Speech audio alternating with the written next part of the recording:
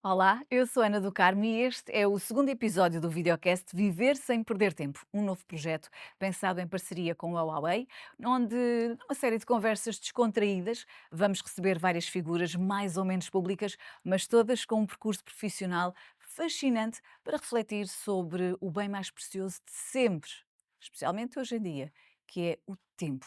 Aliás, o nosso tempo. Neste segundo episódio, contamos com dois convidados que apresento já já para falarmos sobre momentos de reflexão e reconexão. Conosco temos hoje a Joana Gama. Joana, será que ela já tem alguma piada na mão? Joana a humorista, Joana a radialista, Joana a escritora. A Joana também faz stand-up comedy há mais de uma década e também ocupou durante mais de 10 anos o microfone de locutora de várias rádios portuguesas, como a Mega Hits, a RFM, também a Antena 3. E atualmente a Joana, a mãe, será que também utiliza a sua experiência pessoal para abordar temas por vezes difíceis, como a parentalidade, a saúde mental, sempre com muito humor e autenticidade? Eu acho que a Joana utiliza isto, sim.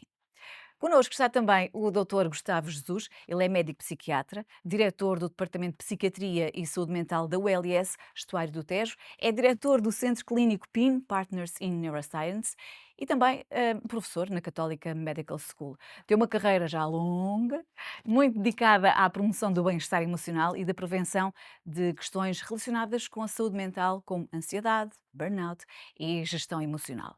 É frequentemente convidado para falar na comunicação social e diz-se que consegue chegar a muita gente, além do óbvio conhecimento técnico, porque aborda estes temas complexos de forma muito humana, empática e acessível. Aos dois, sejam muito bem-vindos, espero Muito que estejam obrigado. confortáveis. Era agora? Era agora que íamos pôr assim uma musiquinha, shanti shanti. Era agora, não era? Para termos assim um momento de meditação. Não? Bom, mas a gente vai com certeza voltar a este tema de reconexão e de reflexão, porque ao fim e ao cabo é disso que hoje se trata. Joana, Olá, Ana. como é que estás? Está tudo bem? Estou, por acaso, estou tranquila. Estás tranquila? Sim, sim, estou bem. Como é que, como é que é esta coisa do humor?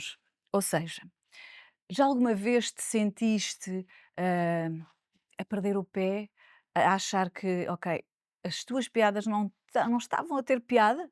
Não, Não- imagina. Nunca, nunca. Cheia de moral, eu sou incrível, isso nunca me aconteceu. Claro que sim, fazer humor, a capacidade de fazer humor está muito ligada à criatividade e quando não estamos bem, a criatividade não flui. E portanto, e não só a criatividade, mas também a capacidade de fazer uma avaliação justa, porque surge mais insegurança e mesmo que estejamos a fazer um trabalho.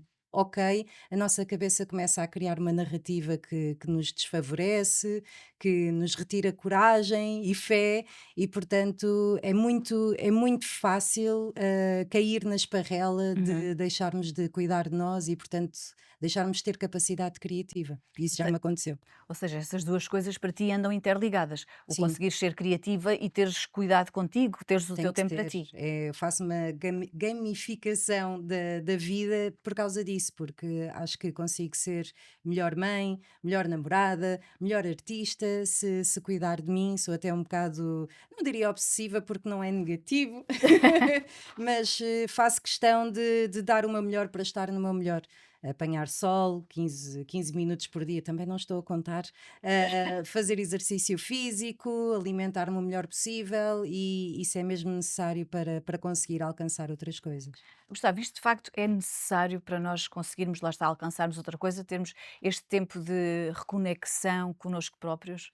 Bem, antes de mais, obrigado pelo convite e acho que é um tema muito relevante de ser discutido. Não há dúvida de que isto é necessário e não é só necessário, como dizias, a propósito do Shanti e desta visão equilibrada da vida, há mesmo muita evidência científica já que mostra que é importante para um equilíbrio global da saúde Uhum, terem atenção a estes vários aspectos, nomeadamente a gestão do próprio tempo, a relação de exercício físico, dormir bem, uhum. comer bem, ter tempo para parar, saber parar e, nomeadamente, conseguir, nesse tempo em que está parado, não estar preocupado com aquilo que vai acontecer a seguir e com aquilo que aconteceu antes. Embora também seja verdade que o mundo de hoje está a desenvolver-se num caminho que é muito pouco propício a isto, não é? Porque nós vivemos num ambiente cada vez mais rápido, cada vez mais estimulante, em que a nossa própria atenção é fragmentada pelos estímulos que nos chegam. E, e muitas vezes não conseguimos até manter a atenção sustentada neste tipo de coisa, porque isso quase que se torna aborrecido face a todo o estímulo que nos chega por todas as vias, não é? Exatamente, porque nós, atualmente, nós andamos sempre à pressa, não é? O nosso tempo nunca chega para nada e temos sempre deadlines, temos filhos para ir buscar, comida para fazer, compras para fazer. No meio disto tudo, como é que, há muita gente que, apesar disto, ainda não colapsa? Quais são as estratégias que estas pessoas têm? Em que medida é que elas são diferentes das outras que, Que enfim, de facto acabam por colapsam. colapsar? Bem, para já, é uma coisa que eu vou dizer é que provavelmente com o tempo suficiente e o stress suficiente, toda a gente vai colapsar, Ai, são boas eventualmente. notícias. Portanto, é uma visão otimista da vida. Não, mas isto é bom sentido.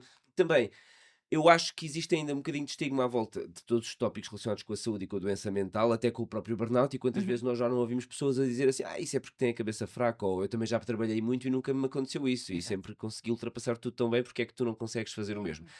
Porque é óbvio que nós temos, no fundo, temos que considerar o seguinte: temos que considerar que, primeiro, o nosso cérebro, digamos, comanda tudo. E o nosso cérebro, digamos, tem diferentes características biológicas, portanto, na verdade, do ponto de vista genético, nós somos todos diferentes. E há pessoas que têm, aliás, mesmo do ponto de vista hereditário, certos traços de personalidade que nos potencia mais esta questão de pensar muito e Uhum, preocupar-nos muito com o que está a acontecer, o que é que vai acontecer no futuro, qual será o outcome desta situação. Portanto, há pessoas que, por natureza, pensam mais nisto, por questões genéticas e biológicas, mas também pela forma como foram educadas, por exemplo, os seus pais. Tudo isto contribui para a forma de ver a realidade, mas depois, perante uma realidade que é, como tu disseste, altamente estressante, com prazos, com horários, etc., eventualmente toda a gente vai começar a viver aquilo que se chama o stress crónico. E isso, ok. na verdade, nenhum de nós está preparado para isso, porque nós, como ser humano, nós, só agora aqui um breve parênteses histórico,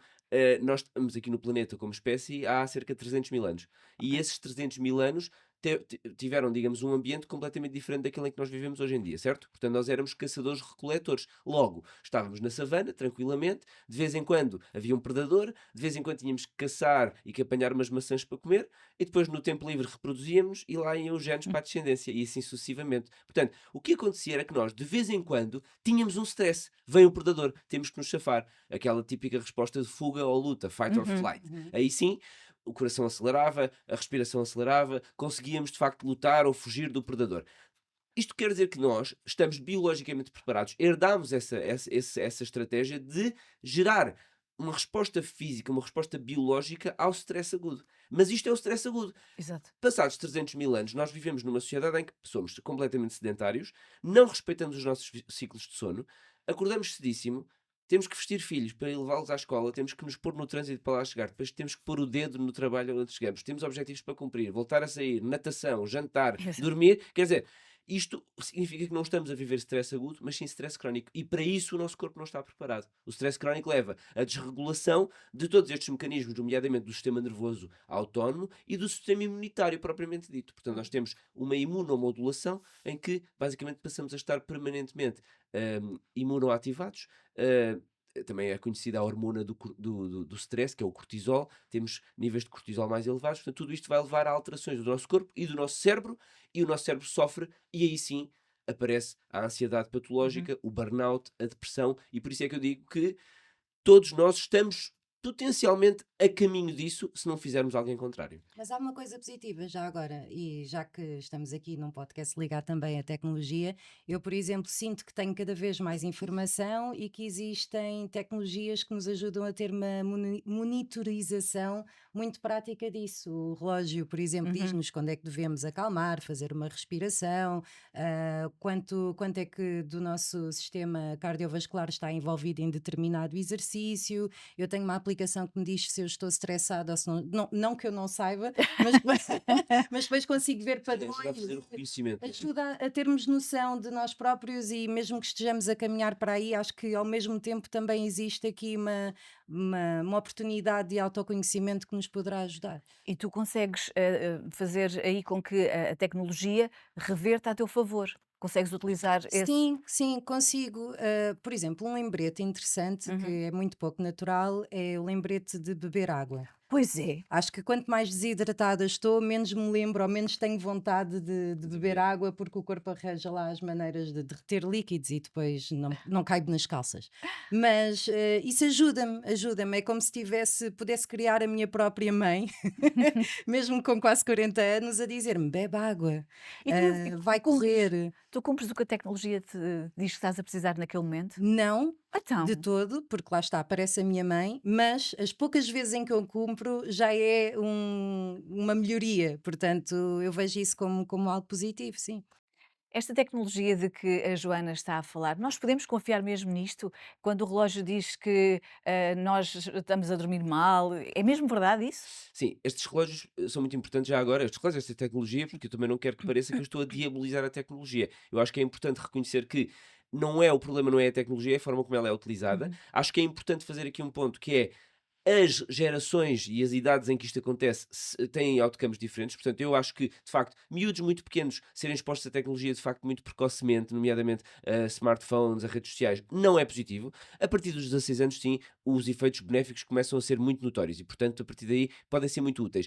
E já agora, a propósito da meditação que falávamos há bocado, tu Sim. própria introduziste o tema com vamos aqui fazer um momento de shanti-shanti, Hum. que já agora é também, no fundo, um bocadinho esta ideia, ainda um bocadinho preconceituosa, de que quem medita é muito shanti-shanti e é muito alternativo e gosta é de cenas orientais. Mas há muitos estudos que mostram já a evidência científica de como a meditação de facto faz diferença para o nosso funcionamento mental e para o nosso cérebro. Porque o que é que acontece? A meditação tem como objetivo básico aprender a viver aqui e agora. Portanto, focarmos no presente, sem estar a pensar no passado e no futuro, e conseguimos assim, de facto, atingir o relaxamento. Relaxar e repousar. Reconectar connosco próprios e com aquele momento atual. E o problema é que, como nós vivemos num mundo de grandes estímulos, é difícil fazer isso. As práticas meditativas o que vão fazer é treinar a pessoa para fazer aquilo, focar-se aqui e agora, naquele momento. Se tu fizeres isso de forma regular, de facto, os teus circuitos cerebrais responsáveis por isso vão ficar fortalecidos, porque Uhum. tudo o que tu fazes de forma repetida vai aumentar a força daqueles circuitos cerebrais. E, portanto, de facto, aí as aplicações e a próprios dispositivos, como os relógios, permitem-nos, ajudam-nos muito a fazer essas práticas meditativas de forma mais regular e de forma continuada no tempo, e os benefícios verificam-se. Portanto, aí nós conseguimos, de facto, aprender a relaxar e manter esse padrão. Outras coisas em que estes relógios são úteis, e tu falaste disso também, é a questão do sono. O sono é de facto muito importante. Eu acho que o sono é provavelmente das medidas mais importantes que nós temos na nossa vida e infelizmente hoje em dia é muito desvalorizado. Eu ouço coisas nas redes sociais como eu não preciso dormir agora, durmo quando morrer, porque nessa altura logo terei muito tempo. Ou então prefiro dormir 3 cestas por dia e assim poupo muito tempo e tenho imenso tempo para produzir, o que é uma E tem estupidez imensa energia, absoluta. não é? É, mas é completamente estúpido, porque o sono é constituído por fases. E nós temos basicamente ciclos de sono que duram cerca de 3 a 4 horas e que se caracterizam pelas seguintes fases: fase um, fase 2, fase 3/4, que é a mais profunda, e depois 3, 2, 1, REM. E depois outra vez 1, 2, 3, 4, 3, 2, 1, REM. Cada ciclo dura cerca de 4 horas. Por isso é que nós às vezes acordamos às 3 ou às 4 da manhã com a televisão aos berros. É porque aí terminou o primeiro ciclo e nós estamos superficiais. Agora, o que é importante perceber é que quando nós não fazemos estes ciclos de sono, não aprofundamos o nosso sono, nós estamos a perder o mais importante, que é a fase profunda. Porque a fase profunda é que é responsável pela limpeza de todo o lixo, mesmo lixo celular que o teu cérebro produziu durante o dia, não é? Enquanto Uhum. estiveste a funcionar, é responsável pela consolidação das memórias e é mesmo muito importante também para a regulação emocional e do humor. Toda a gente reconhece que quando está muito tempo sem dormir bem, começa a ficar mais lábil, não é? Começa a passar-se com mais facilidade, chora com mais facilidade. Tem a ver com isso. O sono profundo é muito importante para a regulação emocional. E, portanto, nesse sentido, os dispositivos são muito úteis, porque estes relógios, por exemplo, o que fazem é, através de medidas como a frequência cardíaca, como o movimento corporal, ou a pressão arterial, conseguem prever em que fase do sono é que tu estás. E depois, durante o dia, tu consegues ver de noite o que é que dormiste, em que fase é que atingiste, se tens pouco sono profundo ou muito sono profundo, e percebes se o teu sono é saudável. Se o teu sono não é saudável, isso é um excelente alerta para fazer alguma coisa. A Joana há pouco estava aqui a falar, do lembrete para beber água e eu lembrei-me, Gustavo, que às vezes também nos aparece nestas tecnologias a quantidade de vezes que nós rimos ou que nos falta rir naquele dia lá para cumprir Certo. uns determinados valores. A minha questão é, rir é um bom remédio, para enfrentar este stress crónico de que falávamos há pouco? Sim, rir é um bom remédio, mas também não podemos entrar aqui em perspectivas um bocadinho pueris de que a saúde mental se mantém só porque a gente ri muito. Ok. Portanto, isso não é bem assim. É claro que, e até há uma expressão em comédia que é o comic relief. Uhum. Comic relief realmente representa isso. O humor alivia. Porque nós, aliás, mesmo, é engraçado que tu digas isso, porque há bocado falávamos de porque é que uns sucumbem e outros não sucumbem. Exato. As pessoas que utilizam muito o sentido do humor como estratégia de coping para lidar com o stress são mais bem-sucedidas a lidar com o stress. Ou seja, o sentido do humor ajuda a aliviar, porque no fundo transforma o problema numa coisa mais divertida, numa coisa mais ligeira, mas o problema não desaparece. Portanto, é importante usar o humor alivia, mas não vamos pensar que o humor é a panaceia, portanto temos que fazer tudo o resto. O humor, dormir bem, comer bem, meditar, não fazer coisas mal ao nosso corpo, como fumar, etc, etc. E ainda assim, também é importante dizer que mesmo que tudo seja muito bem feito, há pessoas que mesmo assim adoecem, portanto também não convém culpabilizar as pessoas de que, não dormiste bem, é porque não comeste romã, é porque não tiveste a tomar os teus antioxidantes que ficaste assim. Não é verdade. Mesmo quando as pessoas fazem tudo bem, algumas pessoas ficam doentes e têm que ir ao médico. Joana, quais são as tuas estratégias para não perderes tempo nesta loucura dos nossos dias em que o tempo é um bem tão escasso, é um bem de luxo? Uhum. Qual é a tua Eu tenho estratégia? muita sorte porque já há alguns anos que sou freelancer e isso dá-me uma liberdade incrível de conseguir tratar muito mais de mim. Lembro-me quando estava numa empresa, só aquelas 8 horas alocadas a um trabalho que não me gratifica também pessoalmente, que é para uma outra entidade, não me permitia ser tão feliz, tão motivada e também estar colocada onde muita gente está, em edifícios que não têm em consideração a saúde mental das pessoas, não têm exposição a luz solar, por exemplo, em que o ar não é renovado, Uhum. em que a disposição das secretárias não é tipo o Feng Shui, ou lá como é que aquilo se diz, mas em que temos de ser confrontados com um ambiente também que não controlamos, isso não nos ajuda minimamente. Por isso, aquilo que eu faço no dia a dia, depois de me informar tanto, é ir ao básico. Básico é lembrar-nos da pirâmide de Maslow, ir pelo mais básico de sempre, lembrar-nos da água, de cuidarmos de nós. E às vezes há movimentos que nos parecem bastante fúteis, por exemplo, pôr o creminho no corpo, que é uma coisa tópica e pode não resolver a questão da hidratação da pele, mas só esse movimento já nos ajuda, lá está, a construir um bocadinho o mecanismo de, E de até nos para parar, autovalorizarmos. parar para Parar um refletir. bocadinho, a ver o toque fino. Depois há aqui várias coisas envolvidas. Eu sou extremamente organizada, não só por uma necessidade de ilusão de controle na minha vida, e isso diminui, acho eu, a minha ansiedade, mas também o facto de ser produtiva e de encarar também a não produção como algo produtivo, ou seja, eu percebi que preciso mesmo de descansar, de tempo para nada e de não me culpabilizar por ter um ritmo mais lento, ainda para mais sendo freelancer, existe uma responsabilização constante do se eu não trabalhar, se eu não, o dinheiro não está sempre certo, não sei quê, mas tenho, até por ter aqui algumas fragilidades no que toca à saúde mental, eu sinto que tenho mesmo de o fazer e ter muito cuidado comigo mesma. Queria só dizer, porque eu incorri nesse erro de por sermos confrontados com tanta informação relativamente a isto, como é que podemos viver uma melhor vida, estar em melhores condições mentais, eu responsabilizei-me durante muito tempo por não estar a fazer as Uhum. coisas certas para estar bem.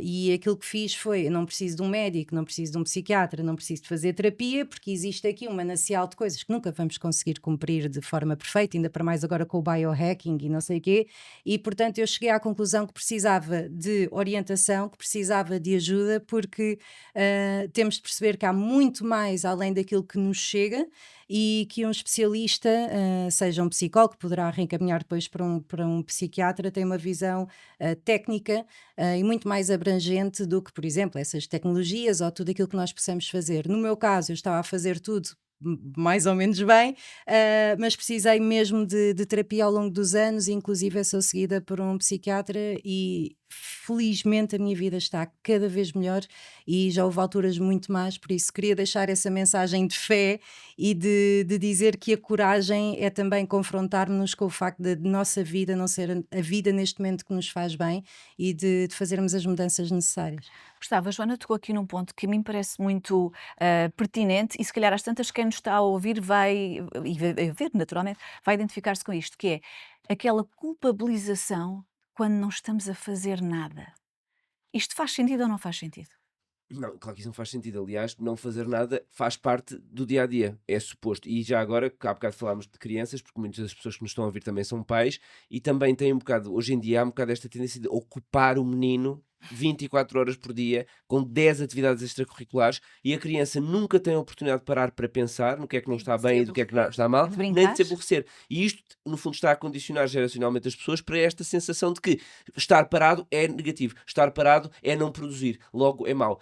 Mas também queria acrescentar aqui uma coisa, eu concordo com tudo o que a Joana disse, mas da primeira coisa que ela referiu, é importante dizer que, de facto, por isso é que é importante procurar pessoas profissionais em saúde mental, porque às vezes porque as pessoas também têm diferentes necessidades. Por exemplo, a Joana diz: eu sinto muito melhor como freelancer porque prefiro agir melhor o Uhum. meu tempo. Mas há pessoas que se dão muito mal com o freelance, porque o freelance traz um outro nível de ansiedade. Será que o dinheiro chega? Tenho trabalho Aliás, a para este Joana mês? Eu também tenho mencionou imenso isso. isso, Exatamente, mas é mas para eu dizer sou que privilegiada nesse, sim, nesse sim, mas o que aspecto. eu quero dizer, eu acho ótimo o freelance, não tenho nada contra. O que eu explico é, cada pessoa tem necessidades diferentes e, portanto, poderá haver pessoas que de facto se sentem muito melhor numa organização corporativa, com Uhum. horários bem definidos, e que isso as organiza. Portanto, o que é importante é que também as pessoas que estão na internet a ouvir os influencers não achem que copiando a vida daquela pessoa se vão sentir bem como aquela pessoa Exato. se sente, porque isto não funciona assim. Quais são as suas estratégias para não perder tempo?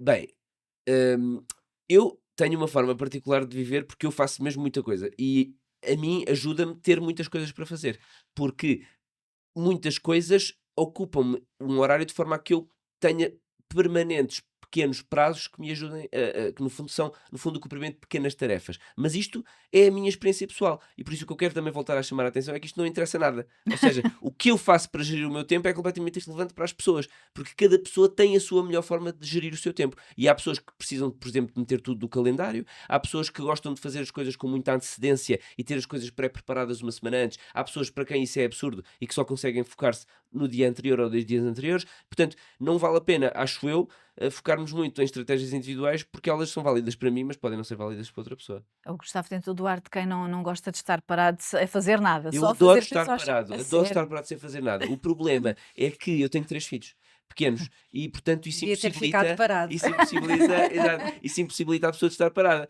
Embora eu não me estou a queixar disso, porque eu adoro estar com os miúdos, mas estar com crianças pequenas é o contrário de estar parado, não é? Como toda a gente que tem filhos pequenos sabe.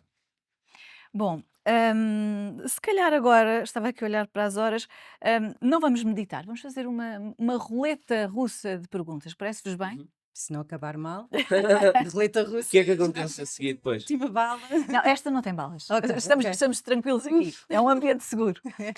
Joana, qual é o teu sítio preferido para refletires? Casa de banho.